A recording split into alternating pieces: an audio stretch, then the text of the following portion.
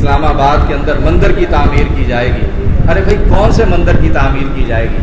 14 صدیوں کی پوری تاریخ اسلام کی یہ بتاتی ہے کہ جہاں جہاں اسلام گیا ہے ہم اس تحفظ کے ذمہ دار ہیں۔ بحیثیت کلمہ پڑھتے ہوئے آقا دو جہاں نے یہ ہمیں تعلیمات دی ہیں کہ اگر غیر مسلم کمیونٹی ہمارے زیر اثر ہے، ان کی عبادت گاہوں کی حفاظت ہمارے ذمے ہے، ان کے جان اور مال کے تحفظ کے ہم ذمہ دار ہیں۔ لیکن کسی اسلامی ریاست نے پوری 1400 سال کی تاریخ میں یہ بات نہیں ملتی کہ اسلام کے نام پر قائم کی ہوئی ریاست کے اندر کسی غیر مسلم کو آپ اپنے بیت المال کے بجٹ سے، یہ بیت المال، یہ ٹیکس جو میں نے اور آپ نے دیا ہے یہ عوام کا ٹیکس ہے، عوام کا پیسہ ہے، عوام کی فلاح بہبود کے لیے ہے۔ کس نے آپ کو حق دیا ہے کہ آپ ان پیسوں سے گردوارے بناتے پھریں، ان پیسوں سے اسلام آباد کے اندر کہ جو اسلام کا ایک گہوارہ ہے، پاکستان کا دارالخلافہ ہے، وہ پاکستان کہ جو کلمہ لا الہ الا اللہ کی بنیاد پر قائم کیا گیا، وہاں آپ اس بیت المال سے، قوم کے ٹیکس سے آپ مندر کی تعمیر کرنا چاہتے ہیں، اور آپ یہ کہتے ہیں کہ ہم ریاست مدینہ کا تصور دے رہے ہیں۔ یہ غلط باتیں جو آپ مسلسل آپ کے وزراء کر رہے ہیں، ان کو ہوش کے ناخن لینے چاہیے۔ ہم نے جماعت اسلامی نے اپنا حق ادا کرتے ہوئے، ہمارا ایک ممبر قومی اسمبلی کا ہے، لیکن الحمدللہ ہمیں عبدالاکبر چترالی صاحب پر فخر ہے، رکھی ہے، اس کے اوپر ہم بات کریں گے۔ کرپشن کی بھی پوری کہانیاں اس وقت موجود ہیں۔ 250 ارب کرپشن کی روزانہ بات کرنے والے خود اپنے دائیں بائیں چینی مافیا ہے، آٹا مافیا ہے، بجلی مافیا ہے، انہوں نے زندگی اجیرن کر دی ہے، اور وزیر اعظم صاحب کے دائیں بائیں بیٹھنے والے آپ انہی کے گریبانوں پر ہاتھ ڈالنے سے ہوتا ہے۔ اب تو آڈٹ رپورٹس آ گئی ہیں چینی مافیا کی کہ کس کس کی شوگر مل ہے اور کتنے کتنے پرسنٹ انہوں نے اس کے اندر اپنے پیسے بنائے ہیں، اور قوم کو آپ نے مذاق بنایا ہے نیب کے نام پر۔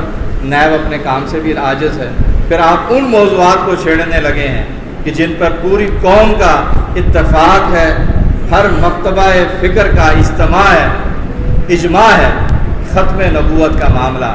آپ کیوں بار بار اس کو چھیڑتے ہیں؟ کسی بہانے سے اس پر بات کرتے ہیں اور لوگوں کو اشتعال کا ذریعہ آپ بنتے ہیں۔ ختم نبوت کا معاملہ میری اور آپ کی زندگی اور موت کا معاملہ ہے۔ اس معاملے پر ہم ایک لمحے کے لیے بھی کسی بھی سطح پر کمپرومائز کرنے کے لیے تیار نہیں ہے۔ پورے شعبے اس وقت تباہ ہوئے ہیں۔ تعلیم کا شعبہ لے لیجئے، اس کے علاوہ طب کا شعبہ لے لیجئے، معیشت کی بات کر لیجئے۔ میرے پاس تو سارے فگرز موجود ہیں، میں آپ کو ایک ایک مہینے کی فگر دے سکتا ہوں کہ کس طریقے سے روبہ زوال ہے ہماری معیشت، کس طریقے سے غربت جو 24% تھی 2019 کے اندر، قیمتوں کے اندر مسلسل اضافہ، بین الاقوامی منڈیوں کے اندر پٹرول کی قیمتیں کم ہیں، لیکن اس کے نتیجے میں بہاولپور کے اندر اور پورے پاکستان کی عوام کو جس طرح سے پٹرول کی لائنوں میں لگوایا جا رہا ہے، اور خود مقتدر قوتیں اپنے اگر گریبان میں جھانک کر دیکھیں تو خود وزیر اعظم صاحب یہ اعلان کرتے رہے کہ اگر 1 روپیہ ڈیزل کی قیمت بڑھ جائے تو اس کے نتیجے میں پورے مہنگائی کا طوفان آ جاتا ہے۔ آپ نے تو 25 روپے براہ راست یک وقت جو ہے وہ بڑھا دیے ہیں، اور خود آپ نے یہ فرمایا ہے کہ جب پٹرول کی قیمتیں بڑھیں، جب بجلی کی قیمتیں بڑھیں تو سمجھ جاؤ کہ حکمران چور ہیں۔ اب ہم کس سے فریاد کریں؟ اس وقت جو مہنگائی کا طوفان ہے اس پر بھی ہم نے حمایت کا اعلان کیا کہ بہاولپور کے ساتھ ساتھ پنجاب جو اتنا بڑا یونٹ ہے، اس کے جتنے بھی صوبے بنائے جائیں وہ بنائے جانے چاہیے انتظامی لحاظ سے، عوام کو ریلیف دینے کے اعتبار سے، گورننس کے اعتبار سے۔ لیکن یہ جو پچھلے کچھ عرصے سے یہ نیا کھیل شروع کیا گیا کہ گورنمنٹ نے غالباً 700 دن پہلے یہ فرمایا کہ ہم 100 دن کے اندر جنوبی پنجاب کے صوبے کو بحال کریں گے، اور جب پے در پے ہر پالیسی کے اندر یہ ناکام ہوئے تو اب یہ لالی پاپ دینے کی کوشش کی کہ جناب ہم نے اپنا وعدہ وفا کر دیا، اور آج سڑکوں پر بعض جگہوں پر وہ بینر بھی نظر آتے ہیں کہ ہم شکریہ ادا کرتے ہیں حکومت پنجاب کا، جناب وزیر اعلیٰ صاحب کا، کہ جو اس جھوک سے ہیں کہ انہوں نے ہمارے حقوق کی بات کی ہے۔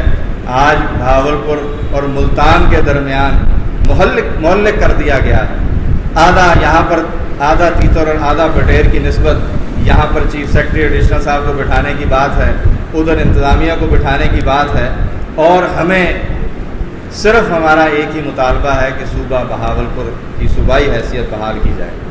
ابھی صوبہ بحال نہیں ہوا، لیکن جو پے در پے پچھلی حکومتوں کا تسلسل ہے اور اسی حکومت نے اس کو بھی اختیار کیا ہے.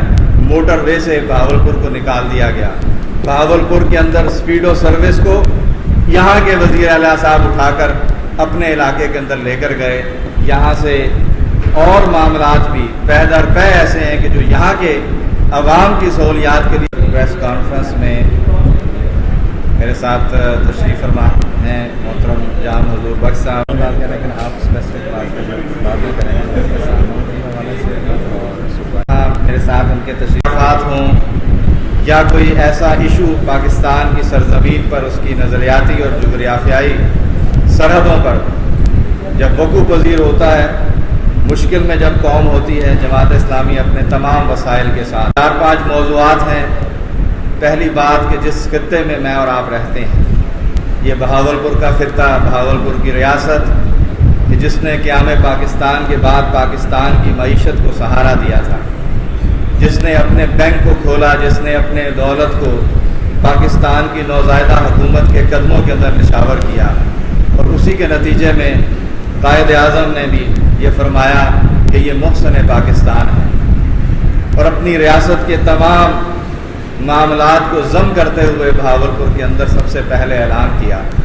لیکن آج یہ 70 سال کی تاریخ یہ بتاتی ہے کہ 1 یونٹ ٹوٹنے سے پہلے جو صوبائی حیثیت بہاولپور کی تھی، اس وعدے کی بنیاد کے اوپر کہ جب یہ 1 یونٹ ختم کیا جائے گا تو بہاولپور کی صوبائی حیثیت کو بحال کیا جائے گا، لیکن حسب معمول حسب دستور مقتدر قوتوں نے اس سے انحراف کیا اور پاکستان کی اس تاریخ کے اندر بہاولپور کے لوگوں نے اپنے حقوق کے لیے آواز بلند کی اور اس تحریک کے اندر عوام کا لہو بھی شامل ہوا.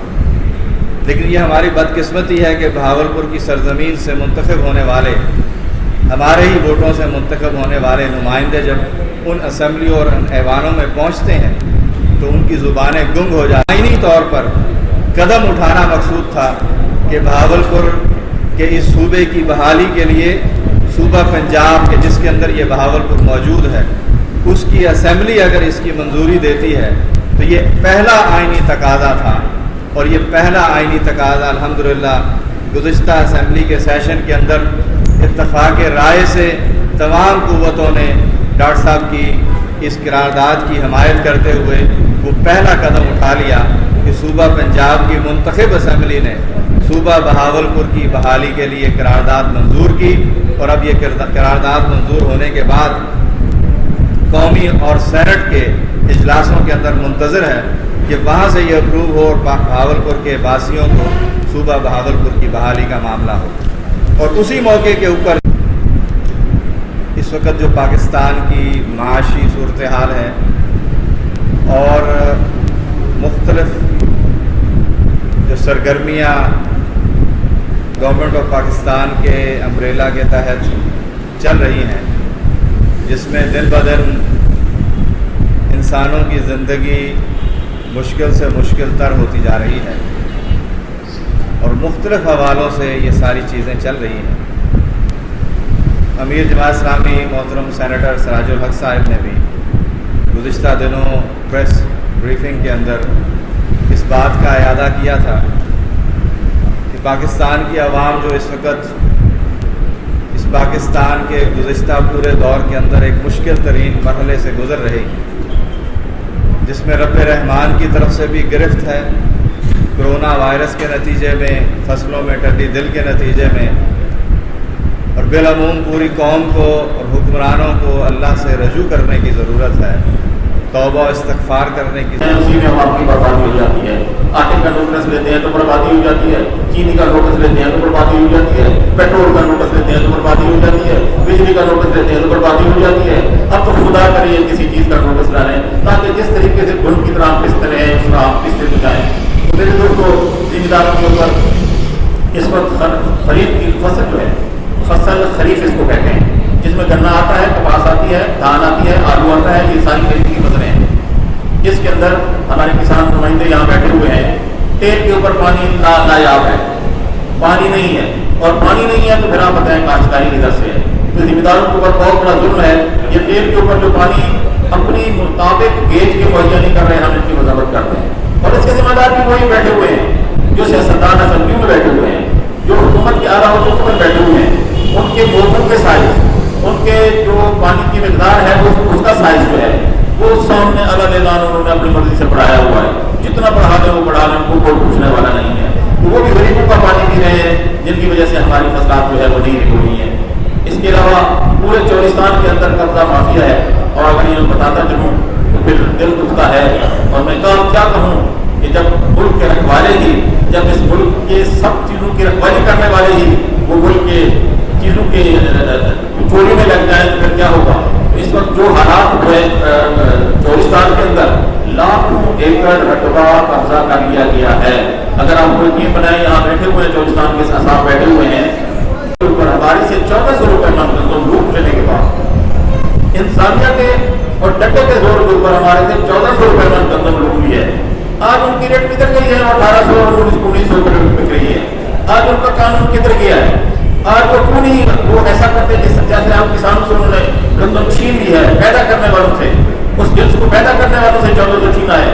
تو آج ان کا قانون کدھر ہے کہ 1800 1900 پر بک رہی ہے. یہاں بیٹھے ہوئے سب لوگ جانتے ہیں کہ آٹا کیسے ان کو نایاب ہے. آج ان کو پتا ہے کہ تندور پر روٹی کیسے مل رہی ہے. یہ ایک مہینے کے اندر ہو گیا ہے. ابھی تو کسانوں سے 1400 روپے میں گندم لی ہے اور ایک مہینے کے اندر یہ جمپ کر کے گئی ہے. اس کا ذمہ دار کون ہے؟